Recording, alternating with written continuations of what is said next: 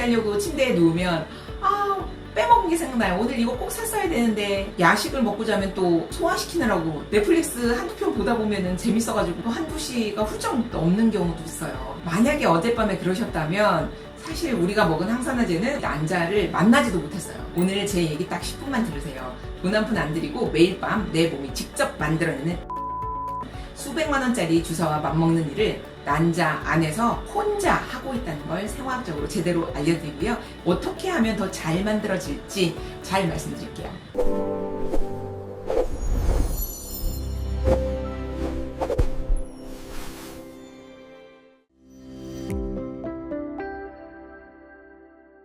안녕하세요. 난임의사 정재현입니다. 이 프로젝트의 첫 한, 수면에 대해서 말씀드릴 건데요.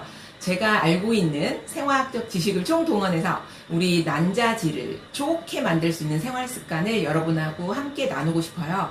여러분, 비타민 A, B, C, D, E까지도 사실은 다 챙겨 드시고 우리 코큐텐에 또 그거보다 더 비싼 유비키놀 그리고 라스베라트롤까지 정말 많은 항산화제들을 챙겨서 먹잖아요. 그렇지만 그 모든 항산화제를 다 두드려 보탠 것보다도 더 센 녀석, 그 녀석이 매일 밤 우리 뇌, 송과체에서 만들어집니다. 우리가 잠만 잘 자면요.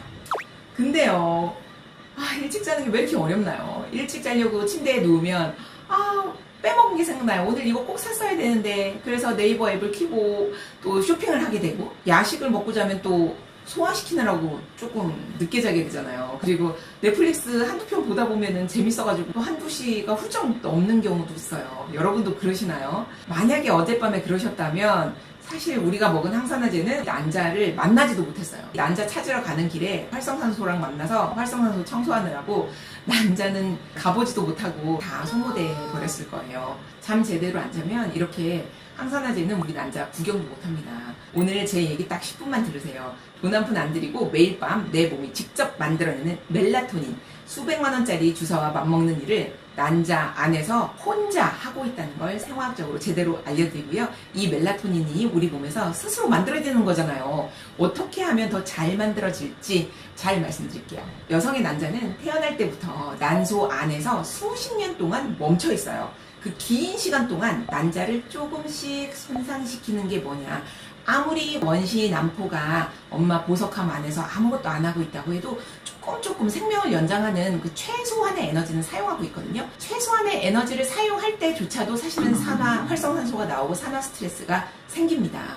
이 활성산소가 DNA랑 난자 세포 소기관을 조금씩 긁어먹어요. 그런데요, 이 손상을 되돌리는 골든타임이 있어요. 바로 배란 직전 3개월. 난자가 최종 성숙에 들어가는 바로 그 시기. 그것도 밤에만, 그것도 깊은 잠을 자는 동안에만 집중적으로 일어납니다. 잠을 못 자는 게 난자질하고 무슨 상관이냐고요? 제가 지금부터 잘 설명드릴게요. 여러분, 멜라토닌 아시죠? 잠 오게 하는 호르몬이요 하시는 분 반은 맞습니다. 멜라토닌은 지구상에서 손꼽히는 강력한 항산화제입니다. 분자구조 자체가 활성산소를 직접 중화할 수 있어요. 수용체 필요 없이 세포막을 뚫고 핵 안까지 들어가서 DNA 옆에서 바로 난자를 지켜주는 증거가 뭐냐면 난자를 감싸고 있는 이 난포액 안에 혈액보다 멜라토닌의 농도가 월등히 높아요. 월등히. 왜 거기에 그렇게 많이 모여 있을까요? 멜라토닌은 우리 몸에서 두 군데에서 나옵니다. 하나는 뇌의 송과체. 밤이 되면 혈류를 타고 전신을 돌게 만듭니다. 또 하나는 난자 바로 옆 과린막 세포. 난자 주변에서 직접 합성해서 난포액에 농축시켜요. 이 두 경로가 합쳐져서 난포액이 멜라토닌으로 가득 차는 거예요. 그런데 배란 직전에 난자가 성숙하면서 난포가 자라는 과정에서 엄청나게 많은 세포 분열을 하거든요. 이때 엄청나게 많은 에너지를 쓰기 때문에 세포가 엄청나게 많은 활성산소를 만들어요. 세포가 에너지를 만들기 위해서 발전소를 돌리면 나오는 어쩔 수 없는 매연, 쓰레기가 활성산소라고 생각하시면 됩니다. 근데 이게 평범한 쓰레기가 아니에요. 활성산소는 화학적으로 불안정해서 그 주변 세포들하고 무차별적으로 반응을 해요. 불안정하기 때문에 그래요. 그래서 세포 내에 미토콘드리아나 세포막 같은 소기관을 막 공격해요. 그리고 구조를 변형시켜서 정상적인 세포 기능을 망가뜨려요. 그런데 이때 우리가 만약 잘 자고 있다면 하루에 한 번씩 잘 잘 때마다 손과체에서 멜라토닌이 흑기사처럼 짠 나타나서 난자 핵 안까지 들어가가지고 이 활성산소로부터 이 염색체를 감싸고 DNA 손상을 막아주는 거예요. 염색체 이상을 막아주는 1등 공신이 바로 이 멜라토닌입니다. 그런데 밤에 안 자면 이 방패가 없어지는 거예요. 여기서 잠깐! 제가 자꾸 미토콘드리아 얘기를 할 텐데요. 정확히 뭔지 짚고 넘어가겠습니다. 밥을 먹으면 몸에 힘이 생기죠? 그런데 사실 밥이 바로 힘이 되는 게 아니에요.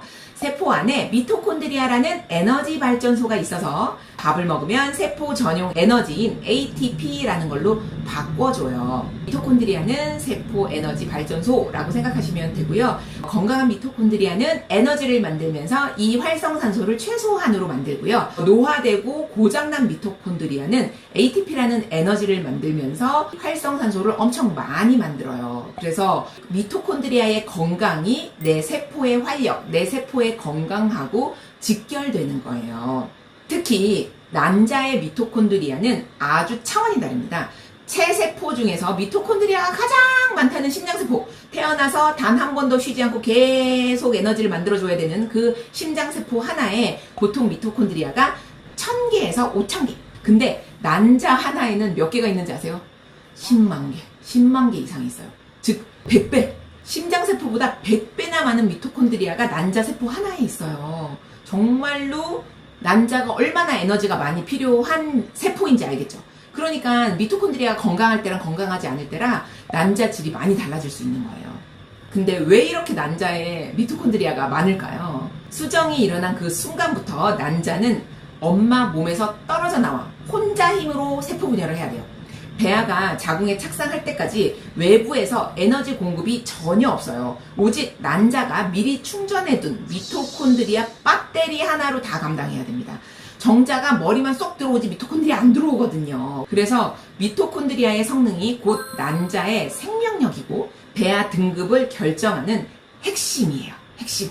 자, 그렇다면 밤에 자는 동안 이 미토콘드리아 안에서 무슨 일이 생기는지 들어보세요. 낮 동안 미토콘드리아는 고장난 부분을 스스로 분리해서 버려요. 그런데 낮에는 에너지 쓸 일이 많아서 바쁘니까 일 못한다 싶으면 가르쳐서 얘를 고쳐가지고 다시 쓸 생각을 안 하고 바로바로 잘라버리는 거예요.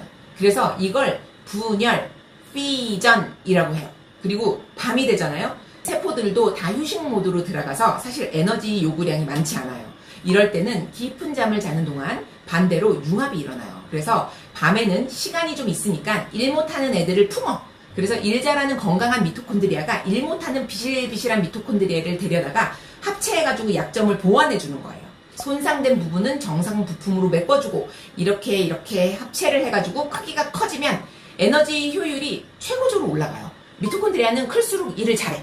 그래서 이 벌크업된 미토콘드리아가 왜 중요하냐. 중요한 이유가 세포가 분열할 때 염색체를 양쪽으로 정확하게 나누려면 이 방추사가 양쪽 옆에서 염색체를 균등하게 잡아당겨야 돼요. 엄청난 에너지가 필요하거든요. 이 방추사 운동에 막대한 ATP가 필요한데 그래서 이 미토콘드리아가 방추사 주변에 집중적으로 분포돼 있어야 돼요. 이 벌크업한 미토콘드리아가. 그래서 힘 좀 쓰는 애들은 다 거기 모여 있어요. 그러니까 생식스포 만들 때는 이 복제된 염색체를 균등하게 분배해야 아기의 염색체 이상이 안 생기는 거잖아요. 그런데 이 미토콘드리아가 능력이 떨어지면, 즉 에너지가 부족하면, 미토콘드리아가 벌크업을 못하면 염색체가 똑같이 안 나뉩니다. 그럼 어떻게 돼요? 염색체 이상이 생기는 거죠. 미토콘드리아 성능이 난자의 염색체 이상률을 직접 결정합니다. 여기서 아무리 벌크업한 튼튼한 미토콘드리아라고 해도 미토콘드리아가 방추사를 끌어당기면서 엄청난 에너지를 만들 때에는 활성산소가 많이 나올 수밖에 없어요. 이 활성산소를 같이 퇴치해주는 애가 SOD라는 항산화 효소인데요. 이 슈퍼옥사이드 디스뮤타제, 이름 멋있죠? 이름은 어렵지만 얘 한마디로 말하면 활성산소 킬러입니다. 그러니까 미토콘드리아가 벌크업 해가지고 에너지를 만들 때 나오는 그 치명적인 독성 활성산소를 이 SOD가 밤사이에 출동해서 초당 수백만 개를 멱살 잡고 물하고 산소로 분해해서 깨끗하게 치워버려요. 물하고 산소로 분해한다니까 그 독한 거를. 얼마나 좋아. 잠만 잘 잤는데 밤 사이에 내 난자 속 미토콘드리아는 헐크처럼 커지고 활성산소 킬러 SOD 빗자루가 활성산소를 싹 쓸어가 버리는 거예요. 이거 잠 안 자면 정말 손해 아닙니까? 저 진짜 미토콘드리아의 진심인 사람입니다. 미토콘드리아 정말 중요하고요. 우리 미토콘드리아 건강하게 가꾸려고 정말 여러분 노력하셔야 됩니다. 여러분, 난자 속 미토콘드리아가 저 오늘 밤 벌크업 좀 하게 제발 스마트폰 끄고 주무세요. 11시 전에 주무세요 하고 울부짖는 소리가 들리셔야 됩니다. 저도 좀 일찍 잘게요. 더 일찍 잘게요. 여러분도 그렇게 해주세요. 그런데 여기서 반전이 있어요. 난자는 내가 자는지 어떻게 할까요? 내가 잘 자도 건강하게 잔다는 사인을 안 보내면 난자는 내가 자는지 몰라요. 난자가 내가 자는지 알 수 있는 3가지 사인을 우리가 확실하게 보내줘야 돼요. 그 3가지 사인 중에 첫 번째 뭐냐? 멜라토닌입니다.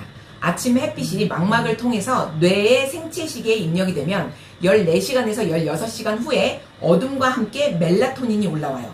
아침에 햇볕을 못 받거나 밤에 스마트폰을 해서 청색광에 노출되면, 즉 밤인데 어둡지 않으면 이 타이머가 어긋나게 돼요. 멜라토닌이 잘 안 나온다는 뜻이에요. 내가 자고 있어도 멜라토닌이 안 나오면 내 몸 안에 있는 난자는 지금이 밤인지 낮인지 알 수가 없고, 그런 밤에는 세포 재생, 항산화 효과, 헐크 미토콘드리아 이런 거 생성 안 돼요.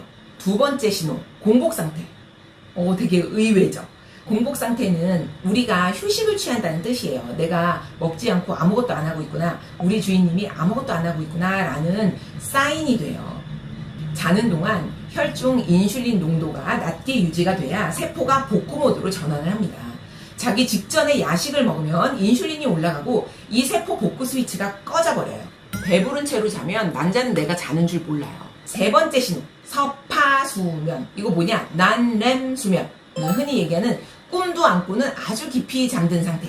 이 상태에 성장 호르몬이 분비가 돼요. 미토콘드리아가 융합하고 벌크업하고 퍼옥사이드 디스뮤타제, 바로 이 활성산소 킬러, 얘가 나오려면 서파수면에 진입을 제대로 해야 돼요. 만성 스트레스로 교감신경이 밤에도 과활성화돼 있으면, 낮에 받은 스트레스 밤에도 계속 되뇌이고 있으면 신부 체온이 떨어지질 않아요. 그래서 깊은 잠 자체가 방해를 받아요.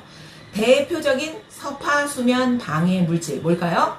커피예요. 오후에 먹는 커피는 낮 동안 우리가 활동을 하면서 우리 몸에 쌓이는 피로물질인 아데노신은 저녁 때의 수면 압력으로 작용을 해요. 근데 오후에 마신 커피, 즉 카페인은 수면 압력, 피로물질 아데노신 신호를 억눌러. 그래서 결국 밤이 돼도 깊은 잠에 드는 시점이 늦어지고 서파수면의 효능이 약해져요. 그러니까 이 중 하나라도 해당이 된다면, 즉 밤에 핸드폰 하다가 주무시거나 야식 먹고 배부른 상태로 잠이 든다거나 하루 종일 만성 스트레스에 시달렸거나 또는 오후에 커피를 진하게 마신 상태라면 내가 자도 내 난자는 항산화발을 못 받아요. 자는 동안 세포가 복구되지 못하는 거예요.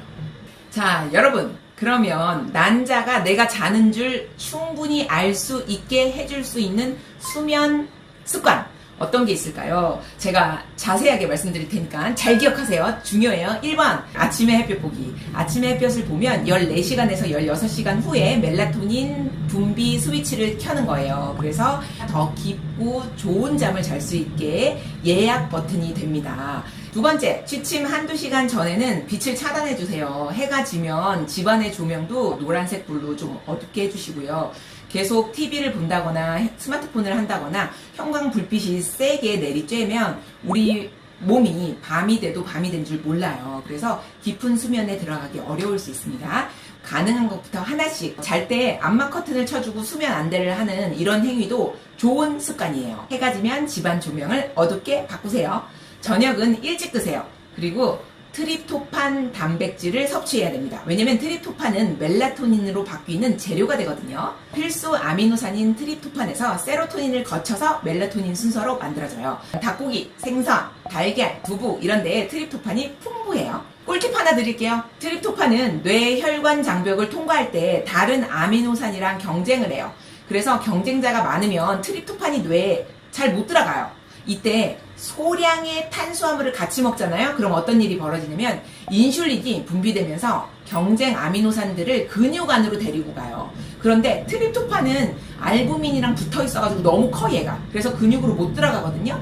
그러니까 결국 이 혈중에 트립토판만 남게 되고 이 트립토판이 뇌혈관 장벽을 다른 아미노산들하고 경쟁하지 않고 쑥쑥 뇌혈관 장벽을 통과해서 멜라토닌을 만드는 걸 더 효율적으로 해줘요. 그래서 잘 때 너무 배고프면 잠 안 오잖아요. 이거 멜라토닌이 잘 안 만들어져서 그래요. 그래서 포도당을 조금 넣어주면 이 트립토판이 더 잘 멜라토닌으로 바뀔 수 있어요. 그리고 트립토판 바나나에도 많이 들어있거든요. 그래서 제가 환자분들한테는 바나나 반 개가 내가 오늘 먹는 마지막 음식이 되게 하면 좋다 해서 저녁 디저트로 바나나 반 개 먹고 가볍게 산책해주면 이제 멜라토닌 만드는데 제일 좋죠.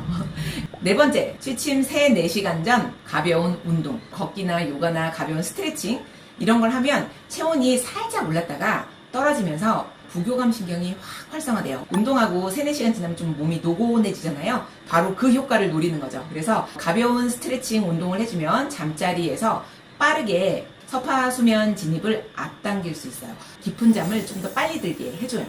그렇지만 밤 늦은 고강도 운동은 반대로 교감신경을 자극해서 잠을 잘 못 자게 하니까 고강도 운동 하지 마시고요. 5번째, 잠들기 전에 부교감신경 활성화. 우리가 숨을 쉴 때 들이쉬는 숨보다 내쉬는 숨이 더 길면 부교감신경이 활성화돼요.